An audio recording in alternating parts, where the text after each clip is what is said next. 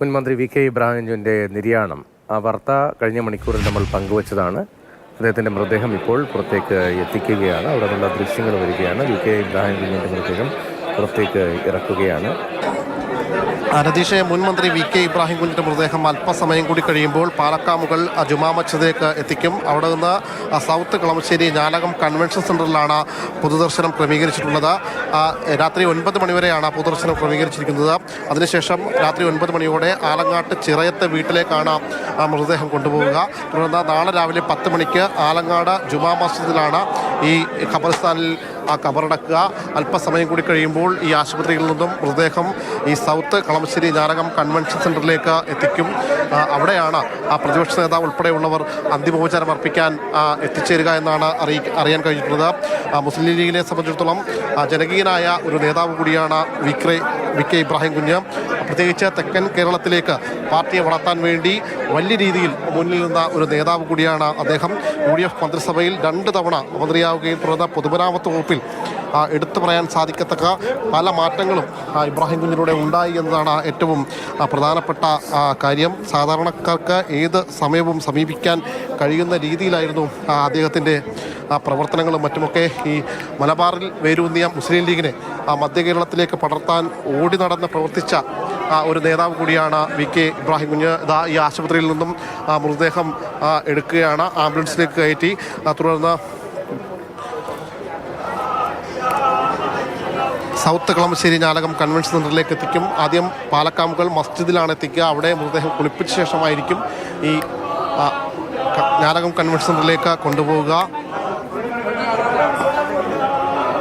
V K ഇബ്രാഹിമിനെ കുറിച്ച് കൂടുതൽ പറയുകയാണെങ്കിൽ പാണക്കാട് കുടുംബത്തിൻ്റെയൊക്കെ ഏറ്റവും പ്രധാനപ്പെട്ട ഒരു വിശ്വസ്തൻ കൂടിയായിരുന്നു അദ്ദേഹം.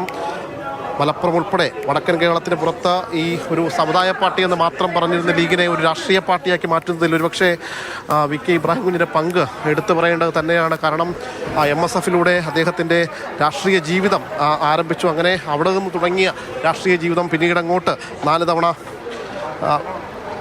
MLA ആയി, അതിൽ മന്ത്രിയായും ഒക്കെ മാറുന്നൊരു കാഴ്ച കണ്ടതാണ്. മട്ടാഞ്ചേരിയിൽ നിന്നാണ് ആദ്യമായിട്ട് ജനവിധി നേടുന്നത്. പിന്നീട് പാർലമെൻറ്റ് രാഷ്ട്രീയത്തിലേക്ക് അങ്ങനെ കാലെടുത്ത് വെക്കുന്നത് മട്ടാഞ്ചേരിയിൽ നിന്നാണ്. 2001 12,000-ലേറെ വോട്ടിൻ്റെ ഭൂരിപക്ഷത്തിലാണ് അന്ന് ആദ്യത്തെ ജയം. MLA ആയി തിരഞ്ഞെടുക്കപ്പെട്ട ആദ്യ ടേമിൻ്റെ അവസാന 1 വർഷം മന്ത്രിയാകാനുള്ള ഒരു അപ്രതീക്ഷിത നിയോഗം കൂടി ഇബ്രാഹിം കുഞ്ഞിനെ തേടിയെത്തിയെന്നതാണ് മറ്റൊരു കാര്യം.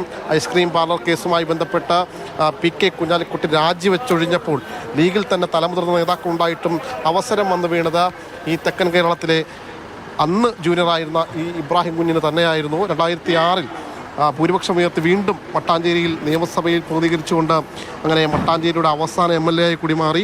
പിന്നീട് മട്ടാഞ്ചേരി കൊച്ചി നിയമസഭയായി മാറുകയായിരുന്നു.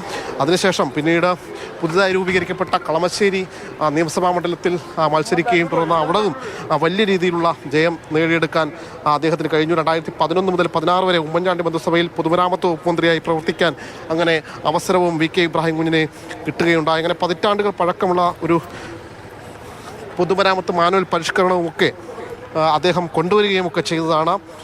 കൊച്ചിയിലെ കളമശ്ശേരിയിൽ അടക്കമുള്ള പ്രദേശങ്ങളിൽ വ്യവസായ മേഖലയിലെ മാലിന്യ നിർമ്മാർജ്ജനത്തിന് വിദഗ്ധരുടെ സഹകരണത്തോടെ പദ്ധതി രൂപീകരിക്കാൻ അടക്കം വി കെ ഇബ്രാഹിം കുഞ്ഞ് മുന്നിൽ നിന്നു എന്നതാണ് അദ്ദേഹത്തെ വേറിട്ടതാക്കുന്നത്. എന്തായാലും അല്പ സമയം കൂടി കഴിയുമ്പോൾ ഈ മൃതദേഹം പള്ളിയിലേക്ക് എത്തിക്കും. അവിടെ നിന്നാണ് ഈ കൺവെൻഷൻ സെൻറ്ററിലേക്ക് കൊണ്ടുപോവുക. ശരി, മൃതദേഹം പുറത്തേക്ക് എത്തിക്കുകയാണ്. ശ്യാം പ്രസാദാണ് വിവരങ്ങൾ നൽകിയത്. കൊച്ചിയുടെ രാഷ്ട്രീയ ജീവിതത്തിൽ കഴിഞ്ഞ ഒരു 3 പതിറ്റാണ്ടിലധികം കാലത്തെ രാഷ്ട്രീയ ജീവിതത്തിൽ 3-4 പതിറ്റാണ്ട് കാലത്തെ രാഷ്ട്രീയ ജീവിതത്തിൽ വളരെ പ്രധാനപ്പെട്ട ഏട് എഴുതി ചേർത്താണ് ഇപ്പോൾ വി കെ ഇബ്രാഹിം കുഞ്ഞ് ചരിത്രത്തിലേക്ക് മടങ്ങുന്നത്. അവസാന കാലത്ത് വലിയ രാഷ്ട്രീയ വിവാദങ്ങളിലൊക്കെ പെട്ടുവെങ്കിലും അദ്ദേഹം ജനപ്രതിനിധി നില തുടർച്ചയായ വിജയങ്ങളിലൂടെ ജനത്തിൻ്റെ പിന്തുണ, ജനത്തിനൊപ്പം എത്ര കാലം എങ്ങനെ നിൽക്കാൻ കഴിയുമെന്നതൊക്കെ വിശദീകരിക്കുന്ന തരത്തിലായിരുന്നു അദ്ദേഹത്തിൻ്റെ ജനവിധി. തുടർച്ചയായി 4 തവണയാണ് നിയമസഭാംഗത്വം അദ്ദേഹത്തിന് ഉറപ്പായത്.